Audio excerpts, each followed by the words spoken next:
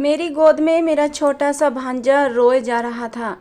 मैं खुद इस वक्त सिर्फ 16 साल की थी। मैं समझ नहीं पा रही थी कि उसे चुप कैसे करवाऊं। वो बस रोए जा रहा था, चुप होने का नाम ही नहीं ले रहा था। उसे गोद में बहलाए बहलाए मैं थक गई थी। मेरी माँ सदमे से अपने कमरे में पड़ी हुई थी।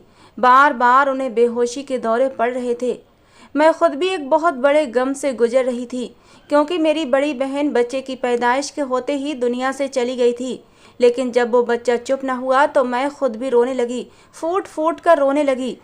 मेरी आवाज़ सुनकर पापा मेरे कमरे में आ गए। मुझे उस बच्चे के साथ रोते देखा तो कहने लगे, नंदिनी क्या हुआ है बेटा, रो क्यों रही हो? मैंने कहा, पापा ये बच्चा चुप ही नहीं हो रहा, मैं इसे कैसे चुप करवाऊँ? मेरे पापा ने उस बच्चे को गोद में लिया, ठंडी सांस भरी। कहने लगे, इसने भी तो आते ही अपनी माँ को खोया है, क्या कर सकते हैं। बड़ी मुश्किल से मैंने अपनी माँ को और अपने भांजे को संभाला था। आखिर 8 दिन बाद जाकर धीरे धीरे मेरी माँ की तबीयत कुछ ठीक हुई थी।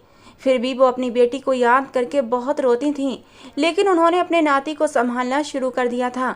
मेरी बहन के अंतिम संस्कार के बाद आकाश एक बार भी हमारे घर नहीं आया था। मेरी बहन और आकाश की मोहब्बत की शादी थी, एक दूसरे पर जान छिड़कते थे दोनों।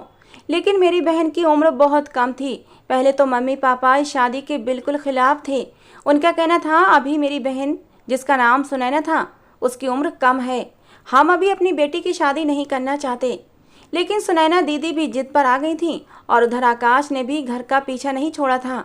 यूँ मजबूरन मम्मी पापा को दोनों की शादी करवाना पड़ी, क्योंकि उन्हें डर था कहीं सुनैना दीदी जज्बात में आकर कोई गलत कदम न उठा लें। लेकिन बच्चे की पैदाइश पर ही मेरी दीदी इस दुनिया से चली गई थीं। उसकी उम्र इतनी ही लिखी हुई थी। 1 ही महीना गुजरा था, अब तो बच्चे को मेरे गोद की आदत सी लग गई थी।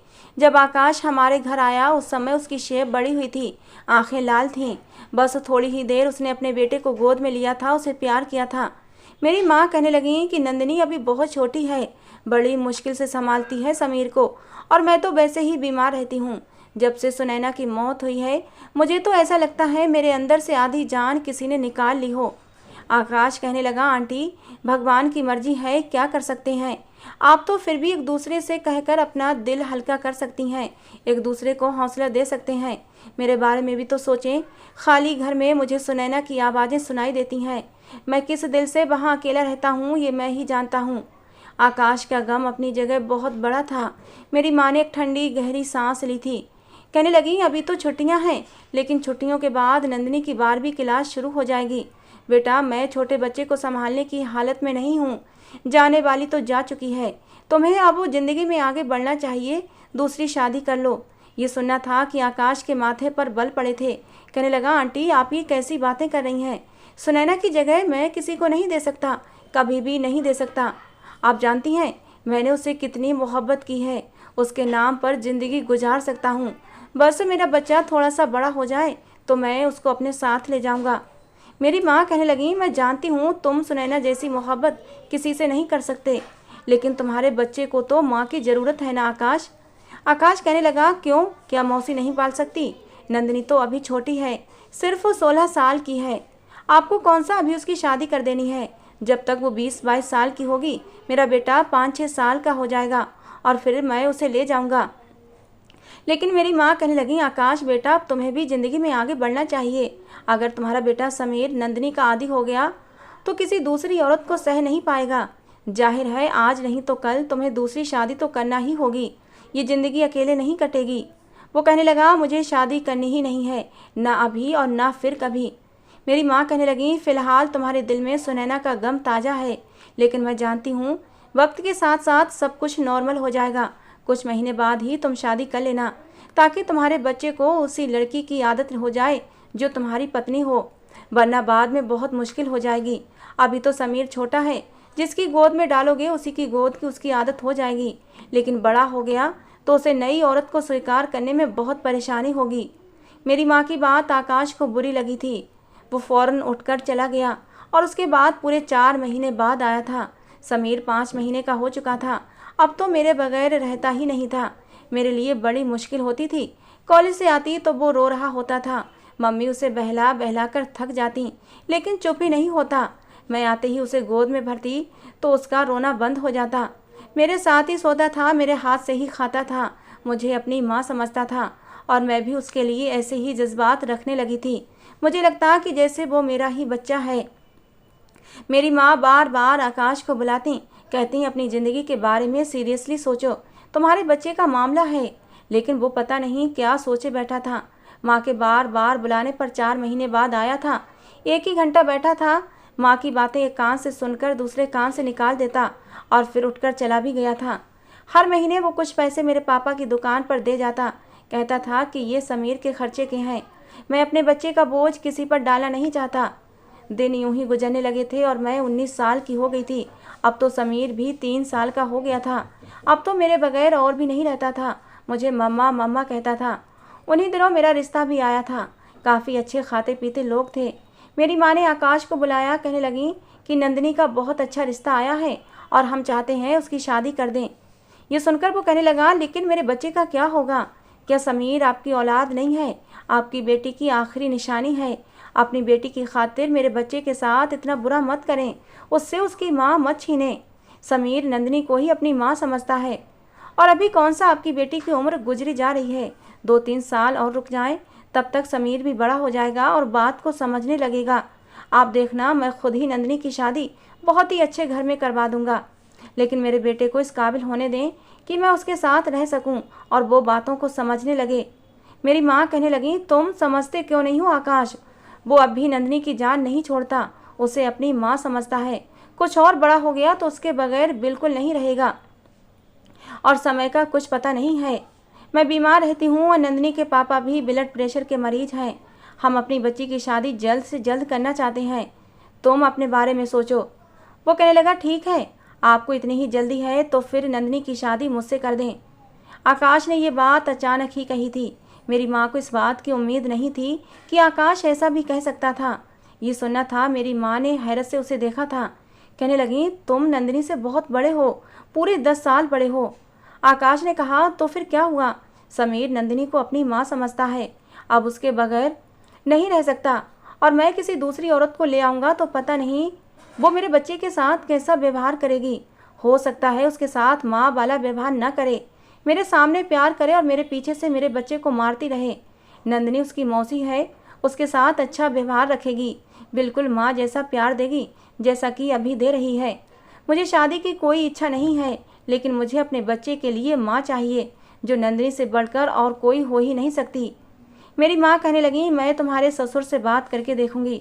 देखो नंदिनी मेरी एक ही बेटी है, अगर तुम उसे अपनाना चाहते हो तो पूरे दिल से अपनाना, सिर्फ समीर की माँ की हैसियत से नहीं, अपनी पत्नी की हैसियत से भी अपनाओ, ताकि मुझे शादी के बाद अपनी बेटी की तरफ से चिंता ना रहे। ये बात सुनकर आकाश के माथे पर बल पड़े थे। कहने लगा, आपको शिकायत का मौका नहीं मिलेगा। आकाश अच्छे खाते पीते घराने से संबंध रखता था, देखने का भी खूबसूरत नौजवान था। उम्र 29 साल थी। कोई भी लड़की उसको देखकर अपना दिल उस पर हार सकती थी, लेकिन मेरे दिल में आकाश के लिए ऐसे कोई जज्बात नहीं थे। होते भी कैसे, मैं तो उसे हमेशा अपने जीजू की नज़र से ही देखा था। उसके घर में किसी भी चीज़ की कोई कमी नहीं थी। जब ये बात मेरे पापा को पता चली तो कुछ सोच विचार करने के बाद उन्होंने भी हाँ कर दी थी, क्योंकि वो उम्र में मुझसे 10 साल बड़ा तो था, लेकिन इसके अलावा आकाश में कोई कमी नहीं थी। और सबसे बड़ी समस्या तो समीर की थी। वो अभी बहुत छोटा था और उसे एक माँ की ज़रूरत थी। पराई औरत का क्या भरोसा, उसे सगी माँ की मोहब्बत देती या ना देती। और यही सोचकर मेरे पापा ने शादी के लिए हाँ कर दी। और ऊपर से आकाश के घर में किसी चीज़ की कमी भी नहीं थी। उधर समीर भी मेरा बहुत आदी हो चुका था। मेरी माँ ने जब मेरी रजामंदी पूछी तो मैंने कोई भी ऐतराज़ नहीं उठाया था। आकाश में ऐसी कोई कमी भी नहीं थी जिस बात पर मैं ऐतराज़ उठाती, बल्कि मेरे लिए खुशी की बात थी कि अब मैं समीर की देखभाल आराम से कर सकूंगी, क्योंकि समीर से मुझे बड़ा ही लगाव हो गया था। खैर, बड़ी ही सादगी के साथ मेरी और आकाश की शादी कर दी गई। मैं जब विदा होकर आकाश के घर आई तो मेरा दिल जोर से धड़क रहा था, क्योंकि मैंने आकाश के बारे में कभी भी ऐसा नहीं सोचा था। बस यही था कि वो मेरा जीजा है। फिलहाल तो मेरा दिल बिल्कुल खाली था, उसमें कोई भी जज्बा नहीं था। मुझे लगा शायद वो मेरे साथ वैसा ही व्यवहार करेगा जैसा कि एक पति अपनी पत्नी के साथ करता है, लेकिन ऐसा नहीं था। घर में आते ही उसने मुझे एक अलग कमरा दिखाया था। कहने लगा, यहाँ तुम्हें कोई तकलीफ नहीं होगी, तुम समीर के साथ यहाँ बड़े सुकून से ज़िंदगी गुजार सकती हो। मैंने हैरत से आकाश को देखा था। मेरे पास आकर कहने लगा, मेरे दिल में कल भी सुनैना थी और आज भी सुनैना है और हमेशा सुनैना ही रहेगी। तुम बस मेरे घर में सिर्फ और सिर्फ मेरे बेटे समीर की माँ बनकर आई हो, मेरी पत्नी नहीं, और ना ही कभी मेरी पत्नी बनने की कोशिश करना। ये कहकर वो कमरे से जा चुका था और मैं चुपचाप पथराई हुई आंखों से उसे देखे जा रही थी। मेरा कमरा खाली हो चुका था। समीर मेरी उंगली पकड़े मम्मा मम्मा कह रहा था। मैंने अपनी आंखों से बहते आंसू साफ किए और समीर को बेड पर लिटाकर सुलाने लगी। अपने कपड़े बदलते हुए मुझे बहुत रोना आ रहा था। भले ही ये शादी जैसे भी हालात में की गई थी, लेकिन मेरे लिए ये एक नया एहसास था। मैं आकाश को दिल से स्वीकार कर चुकी थी और मैं उसके साथ पति पत्नी का रिश्ता रखना चाहती थी, लेकिन उसने मेरे मुंह पर ही मेरी इंसल्ट करके मेरे साथ बहुत बुरा किया था। मेरा दिल दुखाया था उसने। मैंने सोचा इससे तो अच्छा था काश मेरी माँ मेरी शादी किसी और से कर देती, कम से कम वो मेरे साथ ऐसा व्यवहार तो ना करता। ये आदमी तो पत्थर दिल था, कितने आराम से मुझे ये सब कुछ कहकर चला भी गया था। एक बार भी नहीं सोचा कि मेरे दिल पर क्या बीतेगी। मुझे अपनी बहन से नफरत नहीं थी, लेकिन मैं अपनी ज़िंदगी अच्छे से गुजारना चाहती थी। हर लड़की यही चाहती है कि उसका जीवन साथी सिर्फ और सिर्फ उससे मोहब्बत करे। पहले जब आकाश सुनैना से मोहब्बत करता था तो मुझे इस बात की खुशी होती थी कि मेरी बहन कितनी खुशकिस्मत है जो उसे इतना प्यार करने वाला पति मिला है। लेकिन अब यही बात मुझे चुभने लगी थी। वो मेरे सामने ही सुनैना के प्यार की आहें भर रहा था। सुनैना जा चुकी थी, लेकिन अब मैं उसकी ज़िंदगी में आ गई थी। उसका फ़र्ज बनता था कि वो मुझे मेरे हिस्से की खुशियाँ देता, मुझे मेरे हिस्से का प्यार देता, लेकिन उसने ऐसा नहीं किया था। सुबह मैं उठी तो बिल्कुल चुपचाप थी और मैंने नाश्ता टेबल पर रख दिया था। आकाश ने चुपचाप नाश्ता किया।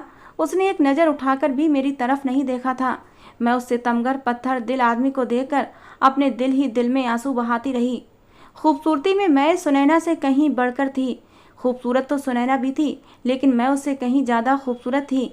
लेकिन आकाश ने मेरी तरफ नज़र उठाकर भी नहीं देखा था। उसके दिल में सिर्फ और सिर्फ सुनैना बसी हुई थी। वो चला गया और दिन अब ऐसे ही गुजरने लगे थे। पूरा दिन या तो मैं काम पर लगी रहती या फिर समीर में लगी रहती, लेकिन रात को ना चाहते हुए भी मेरी आंखों में आंसू बहने लगते थे।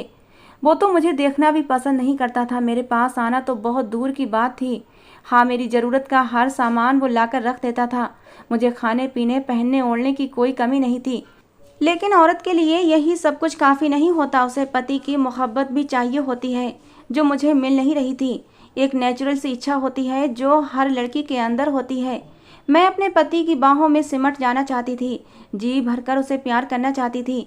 मेरा मन करता वो मुझे प्यार करे, मेरी तारीफ करे। एक बार यूं ही मेरा तैयार होने को जी चाहा। मैंने एक खूबसूरत सी साड़ी पहनी थी, मेकअप भी किया था, अपने बाल खुले छोड़ दिए। इत्तेफाक ऐसा था कि उसी वक्त आकाश भी घर आ गया। मुझे देखकर उसके माथे पर बल पड़े थे। गुस्से से मुझे देखने लगा और बोला, ये क्या पहन रखा है तुमने? इस तरह तैयार होकर मेरा दिल लुभाना चाहती हो? क्या समझती हो, क्या मैं कमज़ोर कैरेक्टर का मालिक हूँ? तुम मेरे सामने सज संवर कर आओगी तो मैं अपने होश खो बैठूंगा, तुम्हारे करीब हो जाऊंगा। तुम्हें शर्म नहीं आती ऐसे हथकंडे इस्तेमाल करते हुए? उसकी बातें सुनकर मुझे अपना आप उसके सामने बहुत छोटा लगने लगा था। मुझे अपनी बहुत ही इंसल्ट महसूस हुई थी। मेरी आंखों में आंसू आ गए थे। मैं तो बस यूं ही तैयार हुई थी। मुझे नहीं पता था वो ऑफिस से जल्दी घर आ जाएगा और इस तरह मुझे जलील कर देगा। मैं कमरे में जाकर कपड़े बदल कर फूट फूट कर रोने लगी। समीर मेरे पास ही मौजूद था। मुझे रोता देखकर मेरे पास आया, मेरी आंखों से आंसू पोंछने लगा। कहने लगा, मम्मा क्या हुआ है आपको? क्यों रो रही हैं आप? पापा ने आपको डांटा है? मैं तो आपका प्यारा बेटा हूँ ना, छोड़े पापा को। मैं आपको अभी माथे पर प्यार करता हूँ, आप ठीक हो जाओगी। जिस तरह मैं उसे बहलाया करती थी वो भी मुझे बहला रहा था। उसने मेरे माथे पर प्यार किया तो मैंने अपने आंसू साफ किए। रोते हुए मैंने अपना सारा मेकअप बिगाड़ दिया था। मेरी लिपस्टिक पूरे मुंह पर फैल चुकी थी, बाल बिखरे हुए थे और काजल भी गालों तक आ रहा था। मेरे दिल में इस वक्त समीर के लिए जरा भी कोई एहसास नहीं था, बल्कि मुझे उस पर गुस्सा आ रहा था। न जाने क्यों मुझे एकदम से ये महसूस होने लगा कि जैसे अगर मेरी ज़िंदगी में समीर ना होता तो शायद आज मेरे साथ ये सब कुछ ना हुआ होता, क्योंकि समीर की वजह से ही मेरी शादी आकाश के साथ हुई थी, जो कि मैं बिल्कुल नहीं चाहती। समीर ने मेरा ऐसा हुलिया देखा तो अपने छोटे छोटे हाथों से मेरा चेहरा साफ करने लगा। कहने लगा, मम्मा आप तो प्यारी सी भूतनी बन गई हैं। मैं अभी आपका चेहरा साफ करता हूँ, वरना पापा डर जाएंगे और आपसे फिर लड़ेंगे। उसकी बात सुनकर मेरे चेहरे पर मुस्कुराहट फैल गई थी। वो तो मासूम सा बच्चा था, लेकिन उस दिन के बाद से दोबारा मैं कभी तैयार नहीं हुई थी। मैं तो बड़े ही शरारती टाइप की लड़की हुआ करती थी। बहुत दिल चाहता था कि बोलूं, हंसूं, खेलूं, तैयार होऊं, मेकअप करूं और खूब रंग बिरंगे कपड़े पहनूं। लेकिन उस दिन के बाद से दोबारा सिर्फ एक बार ही मेरा दिल ये सब करने को नहीं चाहा था। मैं अब 20 साल की हो चुकी थी। उस दिन भी मेरी सालगिरह थी और पता नहीं उस दिन मेरे दिल में क्या आई कि मैंने अपनी पसंद का लाल रंग का एक फ़्रॉक पहना था, बाल भी खुले छोड़ दिए। अभी दिन का समय था और अभी आकाश के आने का समय नहीं था। हल्का फुल्का मेकअप भी मैंने अपने चेहरे पर कर लिया था। समीर मेरे पास ही मौजूद था। अब तो उसकी स्कूल जाने की भी उम्र हो चुकी थी। कभी कभी जब मैं बहुत ज़्यादा बेचैन होती तो मेरे दिल में समीर के लिए गुस्सा आने लगता था, लेकिन अगले ही पल मैं अपने इस एहसास को झटक दिया करती थी कि ये तो मेरा भांजा है, मुझे मम्मा मम्मा कहता है। मैं बिल्कुल अपनी औलाद की तरह उसकी मोहब्बत करती थी। उसके व्यवहार की सज़ा मैं समीर को क्यों दूँ? उस दिन मैं तैयार बैठी थी जब समीर ने मोबाइल में मेरी तस्वीर बनाकर आकाश के नंबर पर भेज दी। मैं इन सब बातों से बिल्कुल अनजान थी। बहुत समय के बाद मेरा शाही पनीर खाने का दिल कर रहा था। मैं उठकर किचन में चली गई और शाही पनीर बनाने लगी।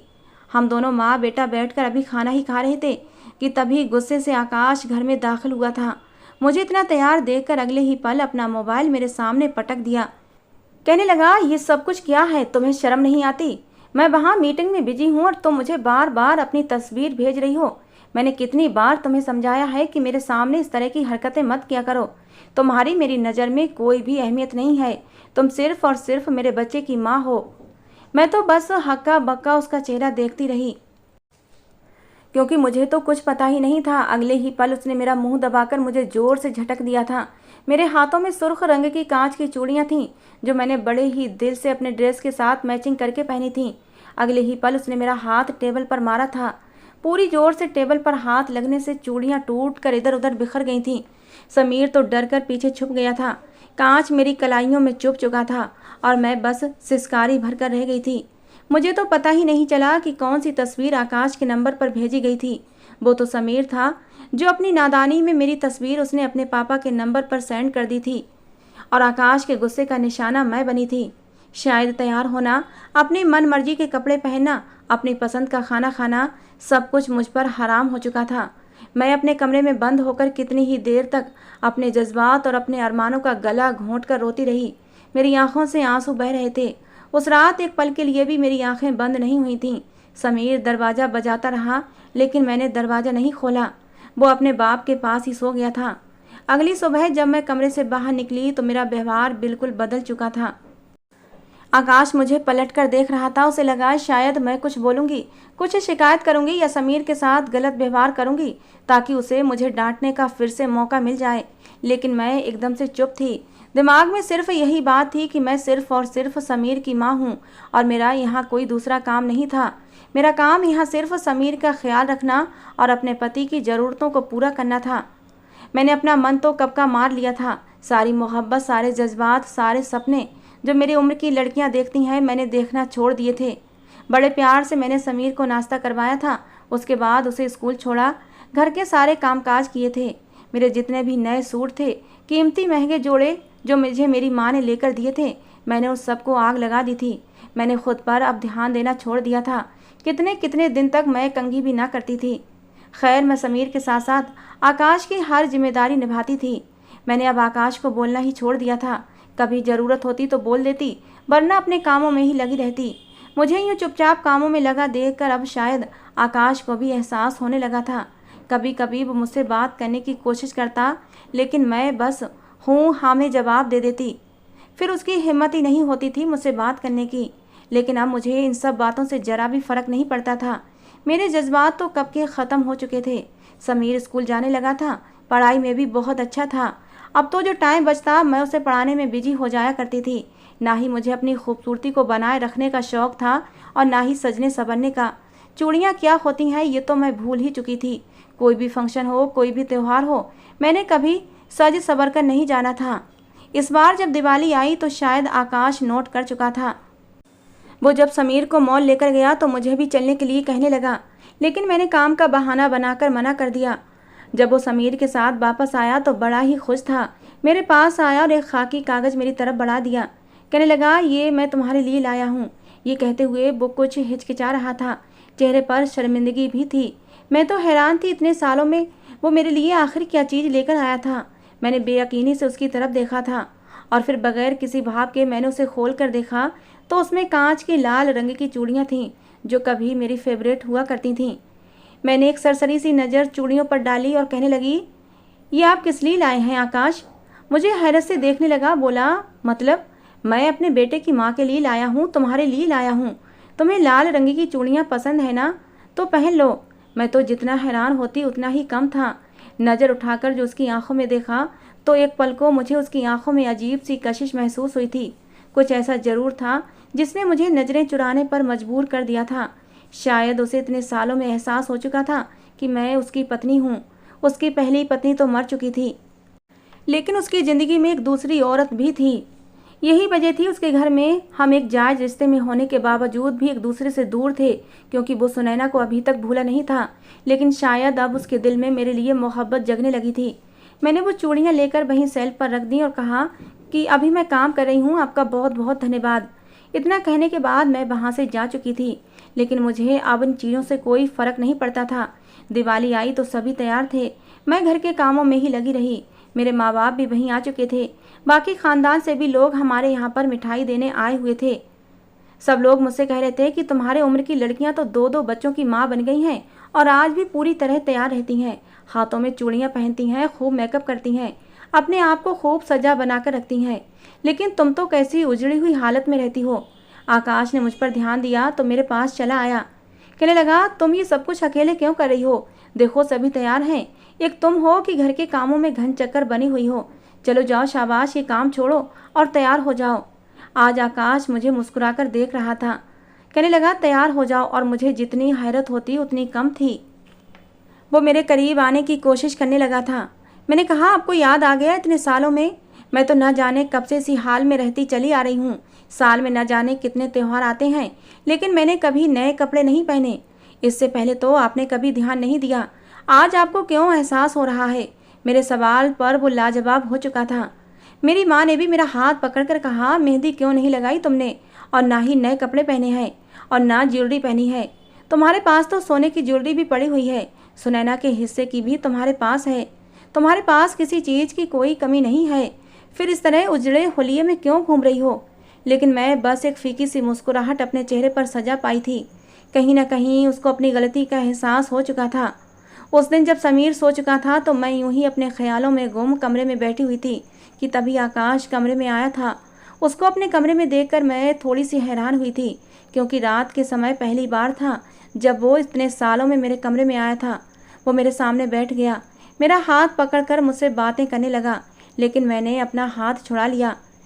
कहने लगा, देखो नंदिनी, मैंने तुम्हारे साथ बहुत गलत व्यवहार रखा है।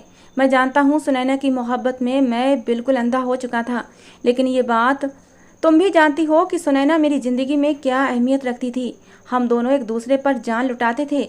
फिर उसको मुझे छोड़कर चले जाना मेरे दिल और दिमाग पर गहरा असर डाल चुका था।